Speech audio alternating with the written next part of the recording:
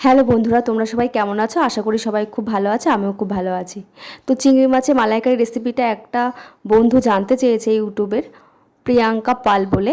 তো সেজন্য আবারও ভিডিওটা করছি। তো ফার্স্টে চিংড়ি মাছগুলোকে ভালো করে ছাড়িয়ে ধুয়ে নিতে হবে, তারপর ডুবো তেলে ভেজে নিতে হবে। তারপরে একটা কড়াইয়ের মধ্যে তেল দিয়ে তোমার দারচিনি আর এলাচ ফোড়ন দিতে হবে। দেওয়ার পরে মশলা হচ্ছে, তো মশলা বলতে এখানে আমরা ব্যবহার করেছি পেঁয়াজ বাটা, আদা বাটা, রসুন দিতে পারো অপশান, আমরা রসুন দিইনি, তোমরা দিতে পারো রসুন। তো আর হচ্ছে লঙ্কা বাটা। আর গুঁড়ো মশলা বলতে এখানে দুটো জিনিস দেওয়া হয়েছে, এক হচ্ছে হলুদ গুঁড়ো আর হচ্ছে গিয়ে লঙ্কার গুঁড়ো, মানে কাশ্মীরি রেড চিলিটা দেওয়া হয়েছে।